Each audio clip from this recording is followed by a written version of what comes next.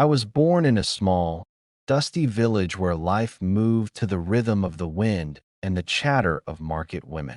Every morning, the sun rose lazily above the tall palm trees, casting long shadows over the round mud huts with thatched roofs. The air always smelled of earth and firewood, and the laughter of children echoed through narrow paths lined with wild hibiscus flowers. I loved those mornings, though they often began with chores, sweeping the compound, fetching water from the stream, and grinding millet for porridge. As the youngest of three daughters, I was known for being stubborn.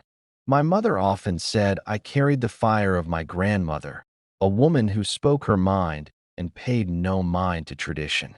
But in a place like ours, tradition held the reins of every life, especially for girls like me. From the time our umbilical cords touched the earth, our fates were woven like the mats on which we slept. That I had dreams, wild, impossible dreams of leaving the village, wearing fine clothes, seeing the city lights I had only heard about in market gossip. I imagined a man with kind eyes and strong hands who would love me for my laughter, not my dowry. But life, as it often does, had other plans. 𝘼𝙛𝙧𝙤𝙬 was on a sweltering afternoon that my mother called me into our hut. She was sitting by the hearth, peeling cassava, her face drawn and tired. Beside her sat my uncle, a stout man with a heavy beard and a voice like rolling stones. I knew then that something was wrong. No one summoned a girl with that tone unless her fate was about to be sealed. My mother cleared her throat, unable to meet my eyes. "Adana," she began, "your time has come." I frowned, my heart thudding. "Time for what?" Uncle Obi grunted. "You will marry. The elders have spoken." I felt the earth shift beneath me. My tongue turned dry. "I don't want to marry. I'm not ready." "It's not about what you want," my mother snapped, though her eyes shimmered with unshed tears. "This is about family, about honor. You will marry 𝘵𝙧𝙧 from Umuofia." I had never heard of him. "Who is 𝘵𝙧𝙧? "A good man," Uncle Obi said. "A kind man. He may not be like other men, but he has wealth, and he is willing to take you." I stared at them both, my pulse roaring in my ears. "I won't do it." But my protest meant little in a place where a girl's worth was measured by how well she obeyed. The days that followed passed in a daze. The women came to prepare me, rubbing scented oil into my skin, braiding my hair in long, intricate patterns. The market women gossiped in whispers, eyes darting in my direction. I heard the words they thought I couldn't. "Poor girl," one said. "Marrying that cripple." Cripple. That was the first I learned of 𝘵𝙧𝙧's condition. I asked my mother, but she avoided my gaze. "It doesn't matter," she said. "He has land, cattle, and enough money to feed a village." I wanted none of it. What use was wealth to a bird that longed for the sky? The morning of the marriage, the village came alive with color. Women in bright wrappers sang songs of old, their bangles clinking in rhythm. The men slaughtered a goat, its blood darkening the earth. The air thickened with the scent of roasted yams, palm wine, and something heavier, dread. That I was dressed in crimson, beads heavy around my neck, my face painted with white clay. They paraded me through the village, past the huts, the old baobab tree, and into the compound where my fate awaited. 𝘵𝙧𝙧 sat alone under the shade of a mango tree. He was dressed in fine, embroidered cloth, a cap perched neatly on his head. His legs, thin and twisted, rested awkwardly on a carved stool. A pair of crutches lay beside him. His face was calm, his eyes clear and unreadable. That I couldn't look at him. My heart ached with a strange mixture of pity and fury. The chants, the songs, the clapping of hands, it all blurred into a dull hum. The marriage rites went on. I was given cola nuts to present, palm wine to share. At every step, tradition dragged me along like a prisoner in silk chains. My lips formed the words, my hands performed the gestures, but inside, I was a storm. That evening, I was led to his hut. It was larger than most. its walls painted with symbols of his lineage. Inside, the air smelled of herbs and burning wood. I sat on the mat, my hands clenched in my lap, but he spoke softly. "You don't have to be afraid." I didn't reply. Days turned into weeks. Life settled into an uneasy rhythm. The village's eyes followed me everywhere, waiting for signs of scandal or misery. I gave them none. I rose before dawn, swept the compound, prepared his meals. 𝘨𝙧𝙤𝙬 never raised his voice, never made demands. He watched me with quiet patience, offering small kindnesses I pretended not to see. Once, when a thorn lodged in my foot while fetching firewood, he limped after me, cleaned the wound himself. I couldn't understand it. I wanted him to be cruel, to make it easier to hate him. But he wasn't. Strange things began to happen. One morning, I found a fine silk wrapper in my chest, something no one in our village could afford. Another day, a man in a gleaming car came, speaking to 𝘨𝙧𝙤𝙬 in a language I didn't know, leaving behind parcels of things too rich for village life that I asked him about it. But he only smiled. "I have friends," he said. That I began to notice the small luxuries in his hut. A wristwatch made of gold, bottles of perfume from far-off places, leather shoes too fine for our dusty roads. The other villagers noticed too. Rumors started to weave through the narrow paths like smoke. Some said he was a medicine man. Others claimed he had ties to spirits. The curiosity gnawed at me. I tried to dismiss it, reminding myself that it didn't matter. I was trapped in a marriage I never chose, bound by duty and tradition. But one night, unable to sleep, I heard the soft creak of the door. I peered through the window and saw him moving with surprising ease, no crutches in sight. He walked to the edge of the compound where a sleek, black car waited. The driver stepped out, bowing his head. My heart pounded. Who was this man? I followed from a distance, keeping to the shadows. They drove to the edge of the village, where a cluster of trees shielded them from prying eyes. There, beneath the moonlight, I saw him laughing, handing over thick envelopes of money, speaking with authority. Men twice his age nodded at his words that I stayed hidden, cold dread washing over me. I didn't understand everything, but one thing was clear. 𝘨𝙧𝙤𝙬 was no ordinary village man, disabled or not. He wielded power I couldn't comprehend. That I slipped back into the hut before they returned, my mind a whirlwind of questions. Who was I married to? Why hide such wealth and influence beneath a cloak of humility and crutches? I wanted answers, but fear chained my tongue.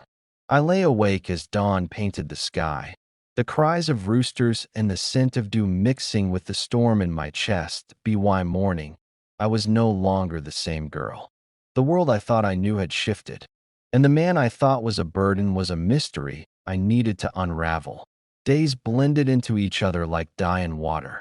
I would wake before the sun crept into the sky, the village still wrapped in soft darkness. The cock's crow would break the silence, and I'd begin my routine, fetching water from the stream, sweeping the compound with a palm frond broom, grinding maize for breakfast. Life in our village didn't wait for hearts to heal or questions to be answered. It moved with or without you.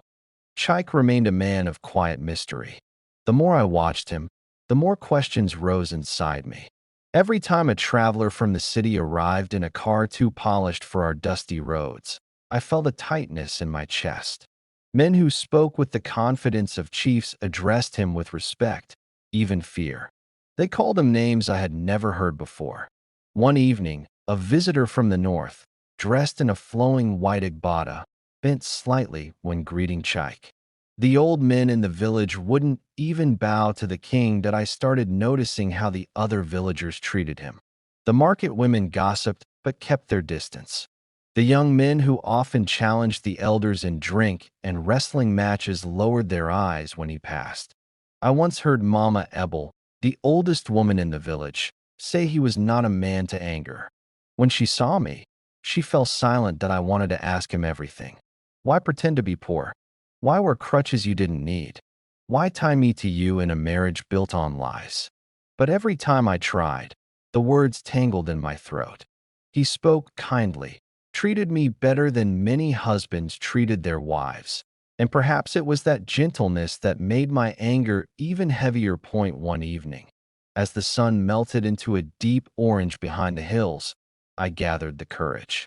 He sat by the mango tree, carving a small figure out of wood. His hands moved with a grace I envied. "Why do you deceive them?" I asked, keeping my voice steady that he didn't look up. "Deceive who?" "The village." "Me." His hands paused, then resumed. "Do you believe I am deceiving you?" I swallowed hard. "I saw you. The car. The men. You don't limp when you think no one watches. You have riches and power. Yet you live in a mud hut and let them call you a cripple." He placed the wooden figure down. For the first time, I saw something sharp flicker in his eyes. Not anger, but something older, wearier. "I wasn't always like this," he said. "When I was a boy, my father was the richest man in this land. Our family owned half the farms between here and the river. People envied us. Men feared my father. One rainy season, envy turned to betrayal. Those he trusted plotted against him. They burned our house, killed my mother. I was left for dead. My legs. I was injured, but I survived. I felt a lump rise in my throat. I left this village for the city. I built a new life. Money, influence, respect. But I learned something. Power attracts enemies. Wealth blinds men's hearts. I returned here, hiding what I built. Pretending to be less made me invisible. No one suspects a cripple." His voice lowered. "I chose you because I saw fire in you. You did not beg for favor, nor pretend to please those you despised. I thought perhaps you could live alongside a man with scars." I didn't know what to say.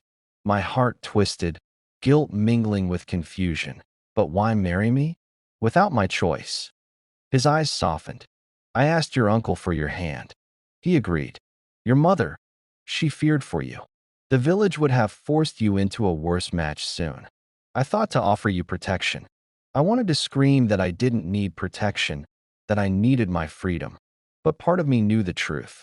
In our village, a woman's life was rarely hers to command. In the days that followed, my anger softened, though the storm inside me did not settle. I saw 𝘨𝙧𝙤𝙬 differently, not as a liar, but as a man shaped by wounds too deep for the eye.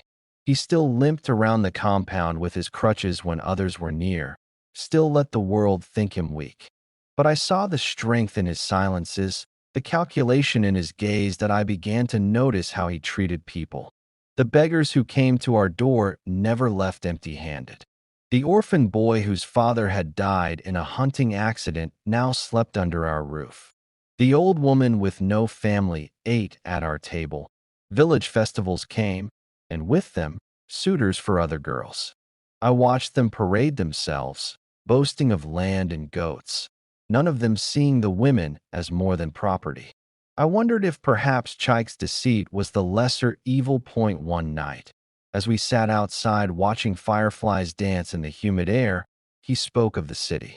He told me about houses tall enough to touch the clouds, roads wide enough to swallow the village whole, lights that never dimmed. I found myself drawn to his stories, the way he described the world beyond our narrow paths. I asked questions I never thought I'd care about. What music played in city streets? What food people ate under neon signs? He chuckled. "You have a hunger for what's beyond these trees." I smiled for the first time in weeks. "I always have." His expression grew serious. "Would you leave with me?" The question stunned me. Leave the village? The dusty roads, the gossiping market women, the old baobab where we told stories? I had longed for it once, but the thought of abandoning everything I knew unsettled me. My mother, my sisters, they would be cared for. I'd ensure it. I thought of my mother, her tired hands, her quiet sacrifices. I thought of the life I was meant to live, the endless chores, the whispered insults, the slow erasure of my will. "I don't know," I admitted. He nodded, as though he expected nothing else. Weeks passed. One afternoon, news spread through the village like wildfire.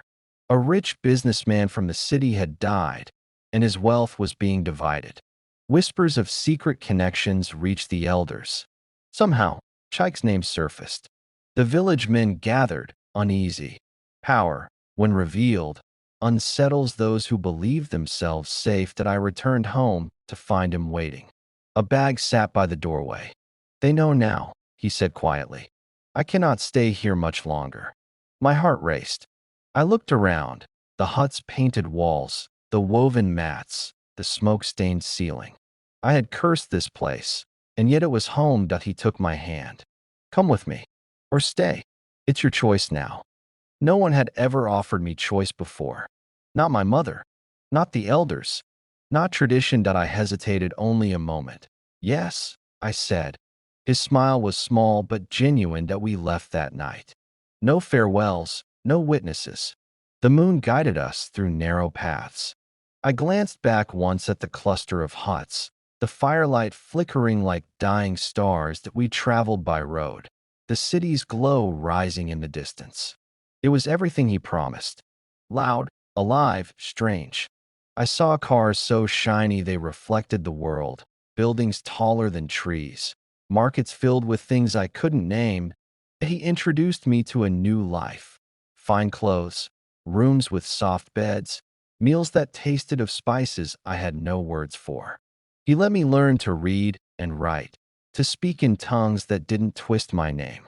He gave me no orders, no chains, but I was not a fool. Power is a dangerous thing. I learned to watch how men spoke to him, how deals were struck with handshakes but sealed with threats.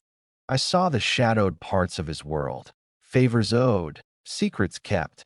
And yet, I also saw the man who knelt to fix a child's shoe, who built a well for a distant village, who carried his dead servant's body home to his family. He never pretended to be perfect. He never hid his past from me again. Years later, when the rains returned and the earth smelled of old memories, we visited the village. The same narrow paths, the same huts. The people watched us with a mix of awe and fear. My mother wept to see me alive and well. The old gossiping women fell silent. I walked with my head high, not because I wore fine cloth, but because I had chosen this path. And when we stood again under the mango tree, where our strange story had begun, 𝘨𝙧𝙬𝙬 took my hand and whispered, "Do you regret it?" I looked at the village that had once caged me and the man who had both trapped and freed me.